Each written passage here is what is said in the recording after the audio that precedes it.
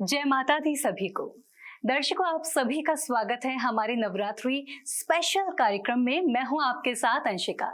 तो चलिए दर्शकों, बात करते हैं देवी माँ के पहले दिव्य स्वरूप की, यानी कि माँ शैलपुत्री की।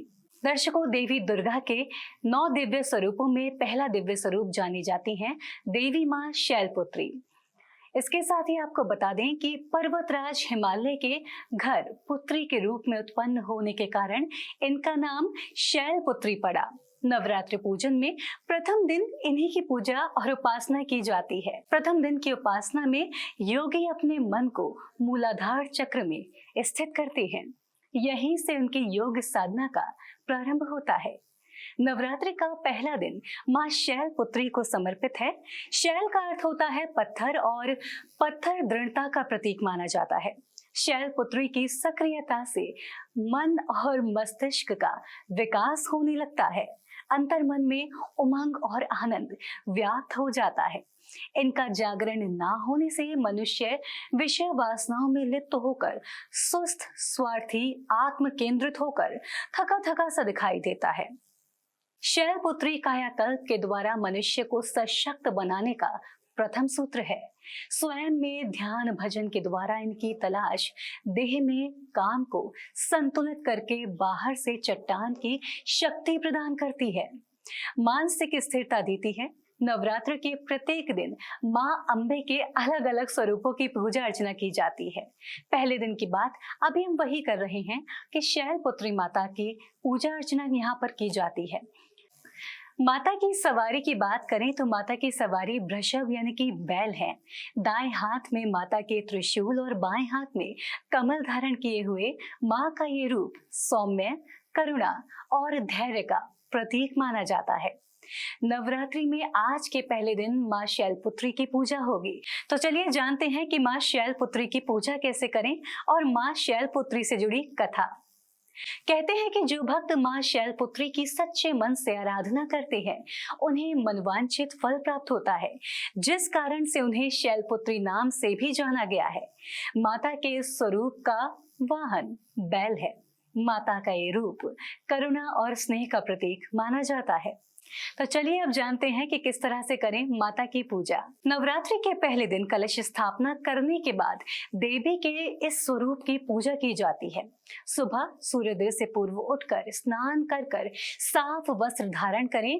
पूजा स्थल पर लाल रंग का कपड़ा बिछाकर उस पर माता की प्रतिमा स्थापित करें। माँ को धूप दीप दिखाएं और उन्हें लाल रंग के पुष्प अर्पित करें। देवी माँ को फल और मिठाइयों का भोग लगाएं और अंत में माँ शैलपुत्री के मंत्र का जाप करें। माता शैलपुत्री की कथा क्या है, आइए जानते हैं। पौराणिक कथा के अनुसार एक बार राजा दक्ष प्रजापति के आगमन पर उनके स्वागत के लिए वहां मौजूद खड़े हुए काफी लोग थे, लेकिन भगवान शंकर अपने स्थान पर बैठे रहे। राजा दक्ष को भगवान शिव की ये बात अच्छी नहीं लगी। कुछ समय बाद दक्ष ने अपने निवास पर एक यज्ञ का आयोजन कराया, जिसमें उन्होंने सभी देवी देवताओं को निमंत्रण दिया, लेकिन अपनी पुत्री के पति भगवान शिव को वहां आमंत्रित नहीं किया। सती ने भगवान शिव से अपने पिता द्वारा आयोजित यज्ञ में जाने की इच्छा जाहिर की। सती के आग्रह पर भगवान शिव ने उन्हें जाने की अनुमति तो दे दी। जब देवी सती वहां पहुंची तो उन्हें अपनी बहनों की बातें उपहास भाव से भरी प्रतीत हुई। सती के पिता दक्ष ने भरे यज्ञ में भगवान शिव के लिए आपत्तिजनक शब्द कहे। सती ने जब अपने पिता के मुख से अपने पति यानी भगवान शिव के लिए कठोर बातें सुनी तो वो अपने पति का अपमान सहन नहीं कर पाई और यज्ञ वेदी में कूदकर उन्होंने अपने प्राण त्याग दिए। सती का अगला जन्म शैलपुत्री यानी कि हिमालय की पुत्री के रूप में हुआ और वो शैलपुत्री कहलाई और शैलपुत्री का विवाह भगवान शिव से हुआ। आइए अब जानते हैं माता शैलपुत्री की पूजन विधि। नवरात्र के पहले दिन प्रातः स्नान कर निवृत्त हो जाएं, फिर देवी माँ का ध्यान करते हुए कलश स्थापना करें।